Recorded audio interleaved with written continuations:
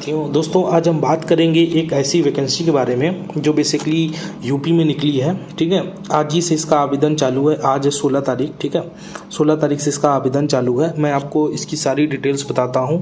और सबसे बड़ी चीज़ ये है दोस्तों कि इसमें कोई एग्ज़ाम आपका नहीं होना है। ठीक है, एग्ज़ाम नहीं होना है। ज़्यादा से ज़्यादा अगर होगा तो आपका एक इंटरव्यू होगा, और इंटरव्यू में यदि आप अच्छा परफॉर्मेंस करते हैं, सारी चीज़ें होती हैं, तो आपको जो है एक अच्छी वेल पेइंग जॉब जो है यूपी में मिल जाएगी। ठीक है, जो लोग यूपी के हैं वो इस वीडियो को तो ज़रूर पूरा देखें। मैं आपको सारी डिटेल्स बताता हूँ क्या है, तो वीडियो में अंत तक ज़रूर बने रहें। तो दोस्तों, बात कुछ ऐसी है कि अभी हाल ही में जो है 2-3 दिन पहले से ही शो हो रही थी, लेकिन आज से इसका फॉर्म जो है अप्लाई होना चालू हो गया है। ठीक है, तो अगर हम बात करें कि फॉर्म कैसा है, क्या है, सारी चीज़ें हैं, तो देखिए आपको मैं बता देता हूँ। यहाँ पे मैंने जो आपको स्क्रीन पर शो हो रहा है ये है पोस्ट ग्रेजुएशन का। ठीक है, पीजी का।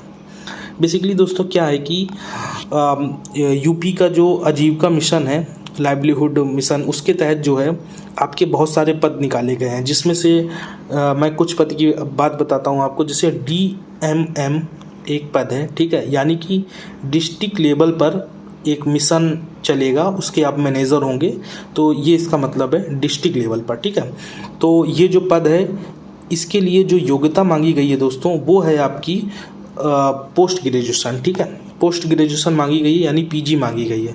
और इसकी सैलरी की अगर हम बात करें दोस्तों तो 63,000 रुपये सैलरी है। ठीक है, 63,000 रुपये इन हैंड मंथली सैलरी है। समझ रहे हैं आप? मतलब इतना ज़्यादा सैलरी मुझे नहीं लगता कि आप कोई दूसरा एग्ज़ाम भी निकाल के जाते हैं तो इतना ज़्यादा सैलरी मिलेगा। और डिग्री क्या मांगी है? Only PG. ठीक है, पीजी की डिग्री मांगी है। और इसमें विभिन्न चीज़ें हैं, जैसे पद के हिसाब से थोड़ा डिफाइन है कि जैसे आपका पीजी है तो वो सोशियोलॉजी में होना चाहिए, या अदर भी कैटेगरीज डिवाइड हैं, जैसे जो हम लोग के सामने दिख रही है उसमें भी कुछ चीज़ें जो है मांगी गई हैं। और भी मैं आपको बताता हूँ, ये केवल एक वैकेंसी नहीं है ना, काफ़ी सारी वैकेंसी हैं। अगर हम यूजी की बात करें, यानी कि दोस्तों जो ग्रेजुएट लेवल पे हैं, है ना, उनके लिए क्या कुछ है इसमें, तो उनके लिए भी है। उनके लिए दोस्तों क्या है, उनके लिए बेसिकली ये है कि जैसे मैंने देखा कि डिस्ट्रिक्ट लेवल पर DMM था, और ये जिनके पास ग्रेजुएशन की डिग्री है उनके लिए BMM है। ठीक है, यानी कि ब्लॉक लेवल पर आपको मिशन जो भी आप टारगेट होगा, जिस योजना के तहत आपकी भर्ती होगी, वो सारी आपको देखनी होगी, निगरानी करनी होगी, ये सारे काम होंगे, तो उनके लिए BMM है। अब दोस्तों प्रॉब्लम ये आती है कि जो BMM है इसके लिए क्या सैलरी है। अगर हम बात करें दोस्तों, इसके लिए जो सैलरी है BMM के लिए, इसके लिए 35,000 रुपये है। ठीक है, अगर 35,000 रुपये ये भी दोस्तों कम नहीं है। अपने यहाँ अगर यूपी की बात करें तो लेखपाल की जो सैलरी है वो 36,000 समथिंग कुछ है, लेखपाल की। ठीक है, और लेखपाल की भर्ती को लेकर आप देख रहे हैं सारी चीज़ें क्या चल रही हैं, है ना, कैसे एग्ज़ाम हो रहा है, सारी चीज़ें हैं। तो एक अच्छा मतलब मुझे लगता है कि सारी चीज़ें हमारे सामने आई हैं, एक अच्छी अपॉर्चुनिटी है। जो लोग एलिजिबल हैं वो इसको ज़रूर जो है भरें। और मैं आपको कुछ चीज़ें जो है दिखाता हूँ, जैसे ये पोस्ट ग्रेजुएशन है, ये मैंने दिखाया, ये देखो ग्रेजुएट वाली है ना। इस तरह से सारी चीज़ें हैं, मैंने आपको दिखाने की कोशिश की है। और आप जो है आवेदन कैसे करेंगे, सारी चीज़ें वो भी मैं आपको समझाता हूँ। आवेदन करने के लिए दोस्तों आपको यूपी का सेवा नियोजन पोर्टल है। ठीक है, सेवा नियोजन पोर्टल है। इसमें बेसिकली सामान्यतः हर बच्चे की ID बनी होती है जो तैयारी वगैरह करते हैं।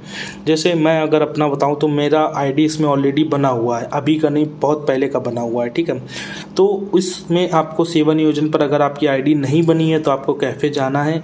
ठीक है, कैफ़े जाना है, या खुद से इसमें एक अपनी ID बनानी है, जिसमें सारी डिटेल्स भरनी है कि मैं मतलब हाई स्कूल की मार्कशीट, इंटर की मार्कशीट, कितना परसेंटेज है, क्या है, कहाँ से किया है, ग्रेजुएशन है तो ग्रेजुएशन की डिग्री, और पीजी है तो पीजी की डिग्री। जैसे ही ये सारा पूरा लगा के आप एक फॉर्म पूरा सबमिट कर देंगे दोस्तों, तो क्या होगा कि आपका एक ID बन जाएगा। ठीक है, आपको एक ID और पासवर्ड आपका बन जाएगा। फिर जैसे ही ये बन जाएगा तो इस ID और पासवर्ड के थ्रू जो है आप सेवा नियोजन पोर्टल पे लॉगिन करेंगे। लॉगिन करने के बाद क्या होगा कि आप उसमें एक साइड में 3 ऐसे ब्लर होंगे, वहाँ पे क्लिक करना है। वहाँ पे क्लिक करने के बाद दोस्तों आपको 4-5 ऑप्शन दिखाई देगा, जिसमें से उसमें लिखा होगा नौकरी के लिए आवेदन करें। ठीक है, आवेदन करें। उस पर जब आप जाएंगे तो जो आपने डिग्री दी है, जैसे पीजी है, ग्रेजुएट है, जो डिग्री आपने दी है उसके अकॉर्डिंग ये वाली जो वैकेंसी है वहाँ पे वो शो होने लगेगी। ठीक है, जब ये वैकेंसी आपकी शो होने लगेगी तो वहाँ पे नीचे में ऑप्शन होगा कि जो है आवेदन करें। ठीक है, नीचे में साइड में ऑप्शन होगा आवेदन करें। जब आप वहाँ आवेदन कर देंगे तो आपका सबमिट हो जाएगा और जो आपका डैशबोर्ड है वहाँ पे शो होने लगेगा कि आपने इस वैकेंसी के लिए आवेदन किया है। अब क्या इसके बाद का प्रोसेस क्या होगा दोस्तों? इसके बाद का प्रोसेस ये होगा कि आपने क्या बोलते हैं आपको मेल के माध्यम से दोस्तों, और जो कॉन्टैक्ट नंबर आप जो मैंने बताया कि आईडी भरेंगे तो मोबाइल नंबर कॉन्टैक्ट जो आप देंगे वो जो दिया होगा उसमें एक मैसेज वगैरह आएगा, आपका जो भी नंबर होगा उसमें मैसेज आएगा। उसके बाद मैसेज आने के बाद जो है आपको मेल भी आ सकता है कि इस दिन आपका इंटरव्यू है या जो भी सारी चीज़ें हैं, तो उसके हिसाब से आप इंटरव्यू देंगे। जो लोग क्वालिफाई करेंगे, जो लोग एलिजिबल होंगे, उनका जो है इसमें चयन हो जाएगा। कोई एग्ज़ाम इसमें नहीं है, सारी चीज़ें जो मैंने आपको क्लियर करके बताई हैं, कोई भी एग्ज़ाम नहीं है, सीधी भर्ती है। और इस तरह की जो भर्ती होती हैं दोस्तों, मैं आपको अगर बताऊं व्यक्तिगत रूप से, क्योंकि मैं देखो दोस्तों मैं पढ़ाई करता हूं, ठीक है, गवर्नमेंट जॉब की प्रिपरेशन कर रहा हूं, तैयारी कर रहा हूं, ठीक है, लेकिन इतनी हाई पेइंग जॉब जो है मैंने नहीं देखी है आते हुए अभी तक। मैं क्योंकि इस पोर्टल को देखता रहता हूँ और हाई पेइंग जॉब है, इसीलिए मैं आप सबको बता भी रहा हूँ। जिसमें 16-17 हज़ार रुपये मिल रहा है, उसका क्या मतलब है? इस जॉब की क्राइटेरिया के बारे में अगर दोस्तों मैं आपको बताऊँ तो ये है कि आपकी ये एक तरह से अर्ध सरकारी रहेगी। देखो, पूर्णतः सरकारी नहीं रहेगी, अर्ध सरकारी रहेगी, जिसे संविदा कर्मी बोलते हैं। ठीक है, संविदा पे ये जॉब रहेगी। सामान्यतः दोस्तों मेरा एक्सपीरियंस है ये कि बहुत से लोग मेरे मित्रगण काम भी करते हैं इसमें, तो वो आपको हटाते नहीं हैं, समझे। जैसे ये जिस कंपनी के थ्रू होगी, मान लो इसने 3 साल का आपको टर्नओवर दिया, तो यदि आप कोई अनियमित काम नहीं करते हैं, शासन के अनुसार सारी चीज़ें करते हैं, तो आपको हटाया नहीं जाता है। आपका 60 साल भी हो जाएगा तब तक भी नहीं हटाया जाता। ठीक है, अभी सुप्रीम कोर्ट ने भी अभी कुछ समय कुछ कहा था कि ये जो संविदा कर्मी हैं इनको जो है अच्छी सुविधा दी जाए, सारी चीज़ें दी जाएँ, ये भी जो है बराबर का काम करते हैं, सारी चीज़ें हैं। एक ही ऑफिस में भेदभाव कैसा, इस संदर्भ में कुछ चीज़ें थी, तो कोई वो नहीं है। आपका जो जॉब होगा वो गवर्नमेंट सेक्टर में होगा, गवर्नमेंट ऑफिस में आप जाएंगे, सारी चीज़ें होंगी, सारा गवर्नमेंट काम संभालेंगे और आपको इसमें सैलरी भी ठीक ठाक मिल रही है ना। तो आप मेरी राय मानिए तो इसमें आवेदन कीजिए।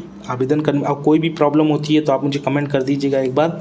और सारी चीज़ें मैंने बता दी। इसमें काफ़ी सारी वैकेंसी है। एक चीज़ और मैं आपको बताना भूल गया, डेटा एंट्री ऑपरेटर की भी वैकेंसी है, क्योंकि उसकी सैलरी लगभग 17,000 के आसपास थी, समथिंग लगभग। तो मैंने उसको यहाँ पे नहीं लिया, लेकिन वो उसके जो लोग CCC किए हुए हैं और ग्रेजुएट हैं तो वो अप्लाई कर दें इसमें। ठीक है, या कोई और भी डिग्री है उसमें तो भी अब शायद आप अप्लाई कर सकते हैं, उसको देख लीजिएगा थोड़ा सा।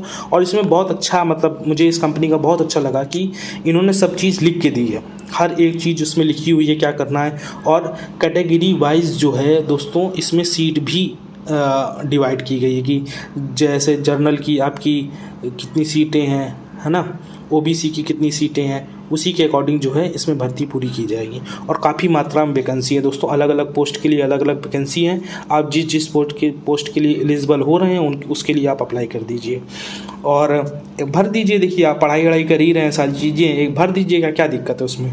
आएगा, अगर इंटरव्यू कॉल आता है, बाई सहयोग हो सकता है कि हो जाए, कोई बड़ी बात नहीं है, समय को कोई देख के आया है। तो इसके लिए आप निश्चिंत रहें, आप आवेदन कर दें, कुछ जा नहीं रहा, फ्री में होना है सब कुछ, कोई भी दिक्कत नहीं। इसके लिए आवेदन शुल्क भी नहीं है कि आपको कोई पैसा देना है। ठीक है, कि जैसे UPSSC कराता है तो मात्र 25 रुपये लेता है, फिर फॉर्म भराने जाओ तो 100 रुपये वहाँ लग जाते हैं और पता चले पेपर देने को भी नहीं मिल रहा है। तो इसमें कम से कम उससे ज़्यादा तो संभावना है ही है ना। तो ये सारी चीज़ें मैंने आपको बताई हैं। कोई भी दिक्कत हो, किसी भी प्रकार की प्रॉब्लम हो तो आप मुझे कमेंट कर दीजिएगा अपने छोटे भाई के नाते। ठीक है, अपने हम भी एक स्टूडेंट हैं। तो इसी तरह की और भी अपडेट पाने के लिए दोस्तों आप अपने इस चैनल को सब्सक्राइब भी कर सकते हैं। और अगर वीडियो अच्छा लगे दोस्तों एक आध कमेंट जरूर कर दीजिएगा, थोड़ा मेहनत लगता है। मैंने देखो ये सारी चीज़ें, ये जितनी बड़ी बड़ी चीज़ें लिखी हैं दोस्तों, ये मैंने आपको पढ़ के नहीं सुनाया है कि आप मेरा व्यू बढ़ेगा या सारी चीज़ें होंगी। मैंने आपको एक सार बता दिया है, बिल्कुल कंक्लूजन जैसे होता है ना कि बिल्कुल पढ़ लिया इतिहास और उसका एक कंटेस्ट बता दिया कि इसका सार जो है ये है। तो मैंने इतनी सारी चीज़ें पढ़ी, आपको बताया, अलग अलग कैटेगरी में सारी चीज़ें हैं, तो आप जाके देख लीजिएगा। और अप्लाई कर दीजिएगा। जो लोग पीजी यूजी किए हैं, कोई भी एक्सपीरियंस भी नहीं मांगा गया है कि आपको एक्सपीरियंस होना चाहिए। अलग अलग डिग्री जो है, जिस जिस पोस्ट के लिए आप एलिजिबल हो रहे हो उसके लिए आप आवेदन कर देना और इंतज़ार कीजिएगा। इसका जो लास्ट डेट है, अगर मैं आपको लास्ट डेट दोस्तों बताऊं तो इसका लास्ट डेट है 1/7, ठीक है, 1/7/2026 लास्ट डेट है। इससे पहले आप आवेदन कर दीजिएगा।